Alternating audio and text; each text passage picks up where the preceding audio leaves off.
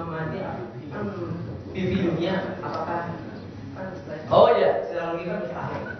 ya, secara logika mustahil, utopis, mimpi di siang bolong.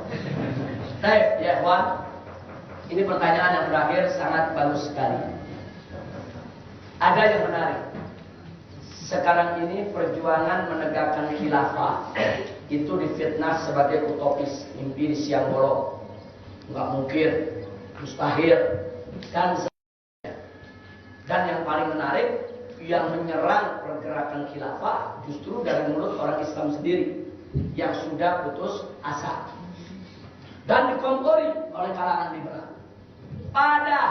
Padahal tujuan Zionis internasional adalah mendirikan pemerintahan dunia yang satu. Itu tujuan Zionis. Itu dituangkan dalam protokol Zionisme. Jadi Zionis ini punya tujuan bagaimana diciptakan konspirasi seluruh dunia sehingga seluruh dunia dan tunduk kepada satu kekuatan saja. Di dunia hanya boleh ada satu pemerintahan yang mengatur seluruh negara. Nah, pertanyaan saya, kenapa protokol Zionis yang semacam ini yang dituangkan, dan bukan hanya sekedar dituangkan secara teori, mereka praktekkan. Mereka bentuk gerakan Freemasonry, mereka bentuk gerakan Illuminati, mereka kuasai World Bank, Bank Dunia, mereka buat IMF, International Monetary Fund. Kemudian mereka bentuk UN, United Nations, PBB. Ini tujuannya semua, mereka ingin kendalikan dunia. Amerika Serikat dijadikan sebagai polisi dunia. Dan ini sudah real, mereka kerja. Nah, kenapa kok nggak ada teriak-teriak itu utopis, itu nggak mungkin, itu mustahil? Kenapa nggak ada teriak? Giliran umat Islam berjuang untuk khilafah, wah ini mustahil, ini nggak sesuai dengan zaman modern aja. Orang-orang Yahudi itu sudah merumuskan, nanti kita akan bahas tentang Zionis, tentang protokol Zionis akan kita bahas dalam pesantren Ramadan kita.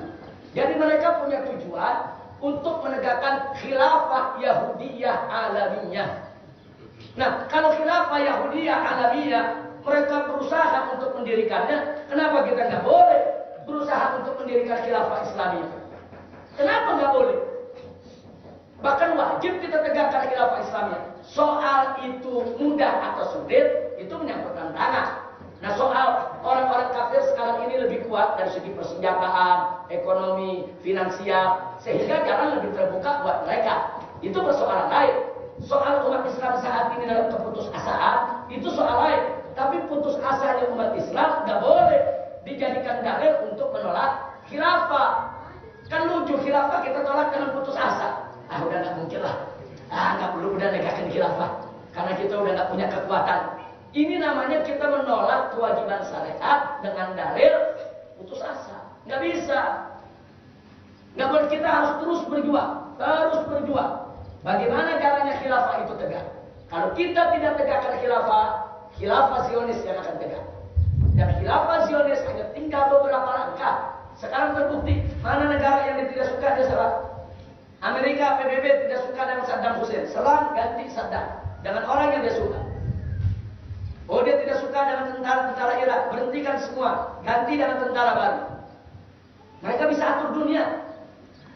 Mereka bisa mana negara yang mereka nggak suka, mereka datangi, mereka turunin presidennya, mereka angkat orang mereka. Terang-terangan di depan mata dunia mereka lakukan itu, tanpa punya malu. Tapi di mana-mana mereka teriak demokrasi. Oh, kita mesti demokrasi, hak asasi manusia. Hak asasi manusia dan demokrasi itu senjata mereka buat musuh kita. Senjata mereka untuk musuh kita. Kalau kita berbuat, Anda anti demokrasi. Kalau kita berbuat, Anda melanggar hak. Tapi kalau mereka yang melanggar hak, mereka nggak pakai itu hak dan demokrasi. Nah, lucunya orang Islam menjadikan demokrasi dan hak sebagai kitab suci. Nah, ini yang terbalik. Nah, karena itu kita ingatkan sekali lagi, nanti akan kita bahas dengan lebih panjang lebar lagi, apa itu Zionis, apa itu Freemasonry, apa itu Illuminati, dan apa tujuan akhir mereka. Jadi sekarang saya cuma jawab singkat saja. Tujuan akhir mereka adalah menegakkan kerajaan Israel Raya di seluruh dunia. Bukan hanya di Timur Tengah, seluruh dunia harus tunduk kepada Yahudi. Karena dalam protokol Zionis disebutkan bahwa seluruh bangsa selain Bani Israel adalah yaitu makhluk setingkat hewan yang diciptakan oleh Tuhan untuk melayani Yahudi. Jadi mereka sebut Goyim atau Goyim. Jadi mereka sebut bangsa selain Israel itu semuanya disebut Goyim. Goyim itu artinya bangsa sekelas ternak yang diciptakan untuk melayani, yaitu Bani Israel sebagai manusia sejati. Nah, jadi kita lihat nih, kita teriak-teriak khilafah utopis. Nah, musuh kita sendiri lagi berusaha membentuk khilafah. Maka itu setiap ada suara khilafah, mereka takut mereka. Karena satu-satunya saingan terberat untuk menegakkan khilafah Yahudiyah adalah khilafah Islam. Mereka takut. Jadi itu satu. Yang kedua, kalau dikatakan khilafah Islamiyah itu utopis, tidak mungkin, mustahil, ya berarti hadis Nabi mustahil. Kan Nabi yang kasih kabar kalau nanti Imam Mahdi datang akan memimpin dunia, akan mengisi dunia dengan keadilan. Wa ma yantiqu 'anil hawa in huwa illa wahyun yuha. Apa hadis Nabi mustahil? Kalau Nabi sudah kasih berita pasti benar, pasti akan terjadi. Imam Mahdi akan memimpin dunia, dan Imam Mahdi mustahil memimpin dunia dengan sistem orang kafir. Pasti dia ambil sistem datuknya, sistem nabinya, yaitu sistem yang dibawa oleh Rasulullah Sallallahu Alaihi Wasallam. Nah, tapi kalau pertanyaannya, apakah mungkin sebelum Imam Mahdi datang bisa tegak khilafah? Itu lain lagi. Wallahu a'lam. Bisa saja ada yang jawab nggak mungkin, bisa juga ada yang jawab mungkin. Itu silakan aja orang berdebat dengan analisa. Tapi kalau untuk khilafah Mahdi itu harga mati, tidak bisa ditawar bahwa khilafah itu akan tegak dan bukan utopis. Baik.